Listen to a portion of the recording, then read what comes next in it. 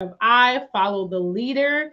I'm excited and I'm going to tell you why. This is a back to back episode with Kristin Carver Smith. For those who are watching, we are in different clothes. We were going to record this back to back, and then in our break, we had the best conversation. And so we're doing this a different day. This is a first. We've done back to back episodes, but they have always been directly after each other. So this is the first time that we get to have a guest on 2 days in a row. And so, Kristin Carver Smith, thank you and welcome back. Oh my gosh, I'm so glad to be here. And I'm like, y'all, if you thought we were cute yesterday, we are really cute today.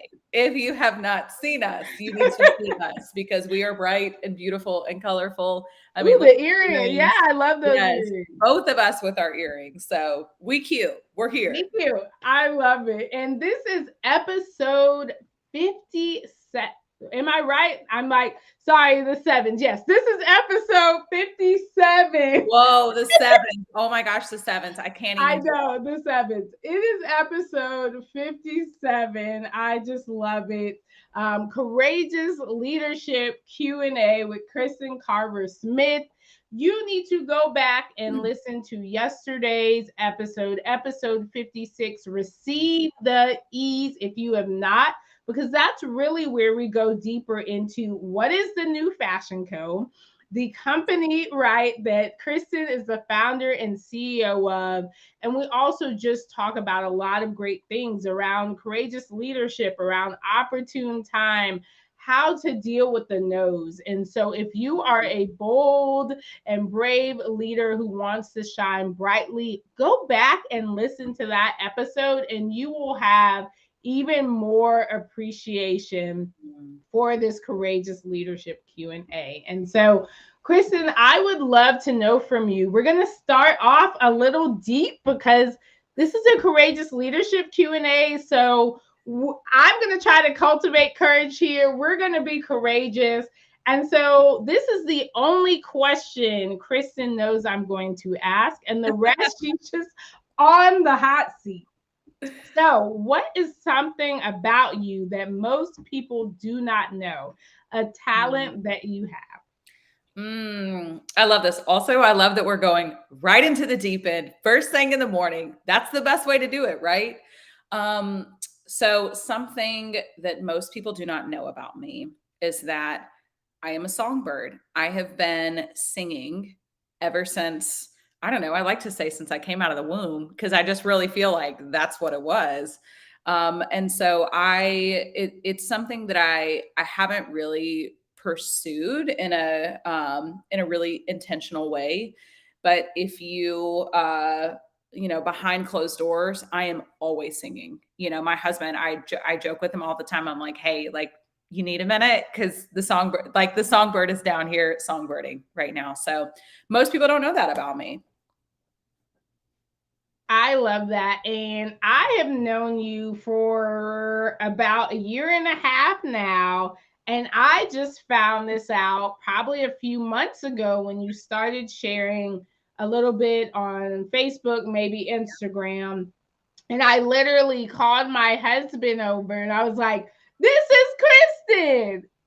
I And he know. was like, whoa, because right, people's voice and singing voice are different. So And when different. I tell you, I was like, what? Who is this Yes. woman Yes. blowing on my phone? Like, you have such a beautiful voice. And as Yeah. I said yesterday, right, I downloaded your newest little thing. You were just singing, it just came out when you were recording something. Yeah. And I was like, this is so Mhm. beautiful. And it was so encouraging to me. Wow. Thank you so much for saying that and sharing that. I think that, as a publicist, I am accustomed to using my voice to amplify the voices of other individuals all the time. And, I think for anybody that kind of works in the comms or, even marketing space, right? For any of us who represent communities, other individuals, organizations, we are accustomed to using our voices for others all of the time. And Yes. it can be a really strange thing to own the one that we actually have for ourselves too, right? And to That's own that beautiful. in all of its facets. And so, I've had to like grapple with the fact of like, I do actually have this gifting. I do Mm, have this voice. And in the same way that I tell all of my clients, right, that by not sharing your voice, not sharing your story, not sharing your giftings is actually, it's a huge disservice to this world, right? Because it is what actually makes this a more just and joyful place, but it's also ultimately a disservice to yourself, right? And so, I've sort of had to like take my own advice and like, let me tell you, this pill doesn't always go down smooth. So, no. but I'm like, I'm committed to showing up in that now and to showing up and popping up on the interwebs. And if I feel inspired to sing the song, I'm going to sing the song. And so I'm like, I'm just now starting to share that part of me a little bit more and getting a bit more comfortable with it. But yeah, it is. Like you said, you've known me for over a year and you were like, what? Who? What is this? Right. So I'm excited too when we think about courage, right? Yes. It still takes a lot of courage for me to hit live, right? Whenever, to go on and share the song. And when you are live and you are singing, you don't have the opportunity to edit and cut and Right. and record and stuff. I have to be comfortable with Yes. if my voice cracks live, we got to go with it, right? Like if Yes. I, if I'm like, like, if I break into a coughing Yep. fit Yep. or something, right? We're going with it. We're going to roll with it. And so that, I think there's that element of courage and, there's sort of this like, I'm training that muscle every time I decide to hit live and sing. I love that. And that's so beautiful. And I want to highlight that because something you talked about yesterday is, are we willing to do it for the one? And it's one of the main reasons, even if we don't promote an episode, right, we go live with it Yeah. because it also helps you cultivate courage. Because Yeah. I've done a lot of podcasts and usually they aren't recorded live. And so Right. what happens? Sometimes people will stop it and cut. Mhm. And I think as leaders, yes, we need to be polished, but also how do we show humanity if we're never really willing to be human and to admit that we make mistakes? And Yep. sometimes I say the wrong word, and we like, do we always have to go back and edit that out? Is it the Yes. Yes. conversation, right? Because in conversation, you don't edit stuff out when you're talking to someone. You roll with it, you laugh, you pause. Right. And I just am grateful for those like you who are willing to show up live and say, I may Mm. not say what I wanted, Yeah. right? I may have wanted to do something else, but I'm going to be authentic. And so for you to even be willing to do that while singing, I just know, right, that gift that you're giving to people is so Mhm. powerful, but also cultivating you as this courageous leader who's like walking it out, singing it out, talking it Right. out. Woo, I think the singing it out is just such a there's so much that has gone through my head previously. I shared a little bit with you yesterday, kind of offline about, when I was younger, I was in choir, I was, selected for this children's chorus, I had music lessons and I was as one of the singers at our school for worship. And then around 22, I Mm. ended up, my brother was adamant that I auditioned for The Voice.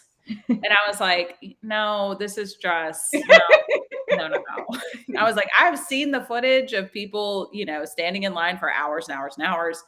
I really don't want to do this. And I think, also what I didn't want was I didn't want to stand outside for 7 or 8 hours to get told no. Yes, right. Yeah. Right? Because that was my greatest fear. And my voice was something that was so unbelievably personal. to me. Mm. And I think at that particular moment in time too, it was also like my relationship to myself, my relationship to my voice was not at a place where it was, where I could receive criticism and not be shaken by that. Yes. And so Yeah. the idea that I would be putting myself in a position to potentially wait all day just to be disappointed and shaken was like, Mm. I don't want to sign myself up for that on a Saturday. I don't know that many of us still want to sign ourselves up for an experience like that, right? But, or I should say, and on the off chance that I go in there and someone, I don't know, is blessed by it, right? Then all right, I guess we got to do it. So we ended up turning it into this, fun experience where we did this kind of like road trip. It was in Atlanta.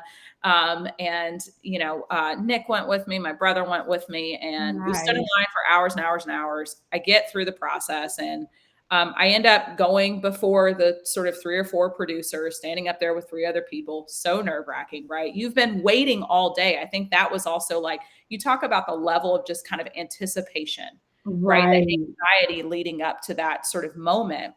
And then standing beside other people who potentially are going to just, blow you out of the water or whatever, right? Or, be a hot mess, because we've seen that too.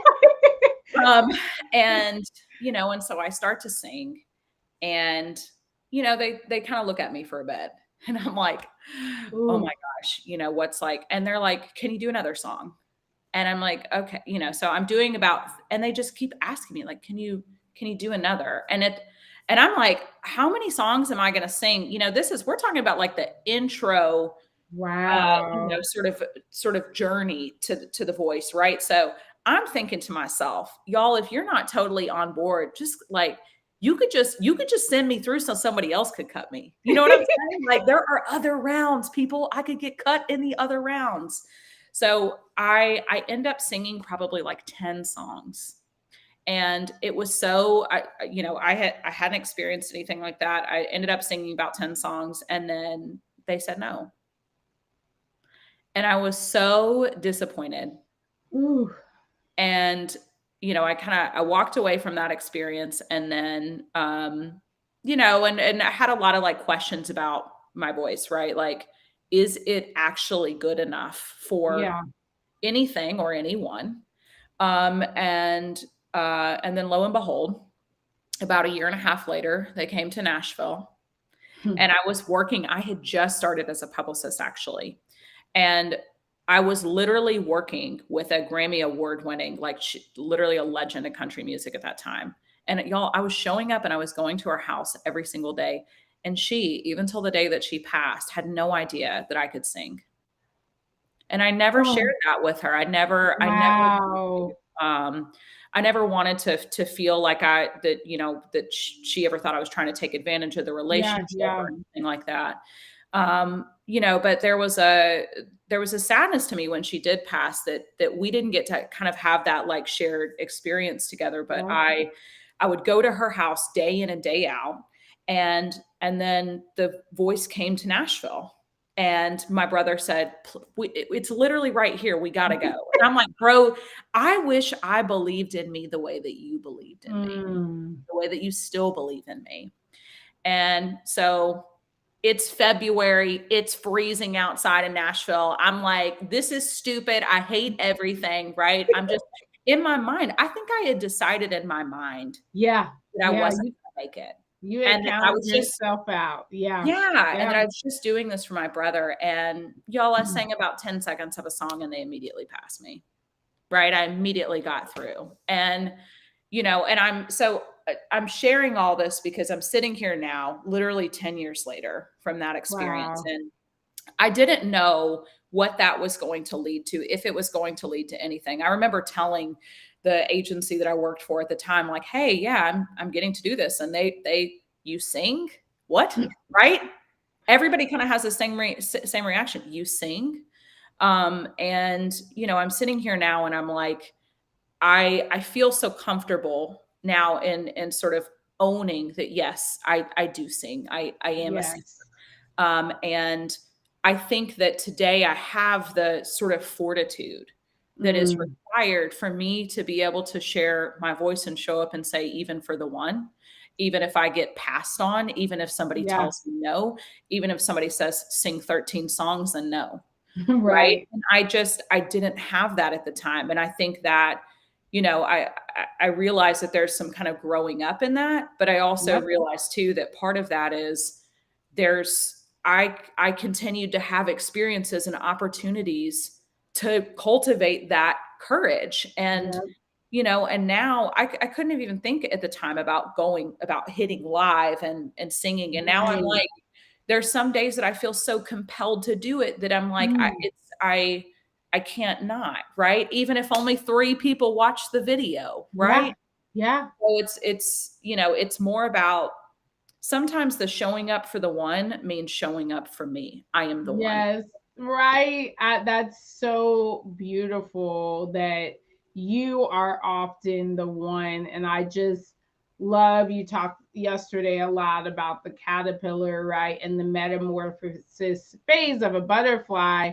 And I think it's so beautiful because we don't know what's showing up for ourselves or being courageous or getting rejected and getting back up or being gritty. We don't know what the outcome is going to be. The outcome isn't always rainbows and butterflies. Sometimes it's more storms. Yeah. But are you willing to keep showing up? And when we do that and we walk in our gifts, and I love especially when women who are multifaceted and they were given so many gifts, we So many often feel like we have to hide it. And right, I know faith is important to both of us. And so it's like, Yes. right, you do not hide a lamp, you do not hide a light, right? And I think Right. it's beautiful to hear your story and evolution of right kind of hiding this piece of yourself that actually is a part of your light and your brightness and ability to shine. Yes. Yes. And thank you for saying that and recognizing that. This is actually the first time that I've ever told this story publicly. There's Wow. probably some of my friends that don't even know the story, that if they were listening or watching right now, they'd go, I didn't know. And I think, Antonetta, that's such a testament to the types of spaces and rooms that you build and that you create for people, right? That we feel comfortable enough to be able to share something that maybe we've never shared with other people. You said we were going deep this I morning. know. So here we are. Y'all, this is like, this is not 6 or 7 feet. We're Right. We're 12. swimming. We're out here. Yes. I'm like, we are in the ocean. We are in We're the full ocean. deep. I appreciate you, and this is right. Conversations with I Follow Leader is meant to be a psychologically safe space, and Yeah. I just can't wait to hear what your friends, what the people who don't know you, how this conversation changes them. I am going to do a sneak peek upload. So if you were in the Courage Candy course I just released, you're getting a sneak peek upload before we even add the intro and outro to this, because people need to hear this today. I think it's important to remember like it's not too late for you. Yes. Yes. That's so, and I think too, Antonetta, that's something that I have been, really sitting with, right? Is that again, it's that I so believe that about the people that I represent and the people that I Yes. encounter in the world. And do I believe that about myself? Whew. Right. Because I think all of this comes back to, I think, for those of us who do call ourselves, bold and brave individuals, is that Yep. if we're really honest, we are very great at being bold and brave for everyone else, right? In fact, like we've done a Yep. whole lot of that, and we will continue to do that. And also, Yes. we struggle to be bold and brave for us. And Yes. so, I think I'm on that personal journey right now where I'm like, how do I created all this built-in accountability of saying that I'm the leader of this bold and brave Yes. agency. And Yes. so when I have the opportunities to actually walk that out, to actually put that in practice and to model that, will I do it? Will you Right. do it? And so I just, I'm like, we got to do it. Will we You do it? got to do Will we do it. it? And, something I talk a lot about is the alternative, right, to courage, Right. unfortunately, is complacency. And so if you're not choosing courage, the alternative is complacency. And people often ask me, is there a middle ground? And I say, well, yes, if you're right going towards courage. So sometimes Yeah. we're in a situation that we Right. can't get out of immediately or whatever, but sometimes we stay in that space too long. Right?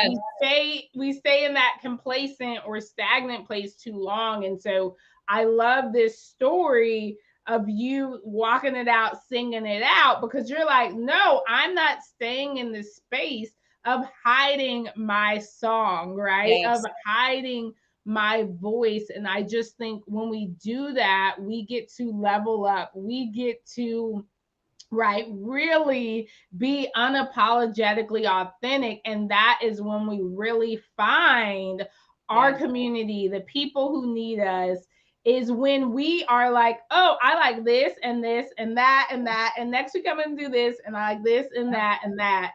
And I think that's when, right, we can just resonate with different types of people Yes. and yeah, just shine that light. So I think that's just so beautiful, the space and place you're in.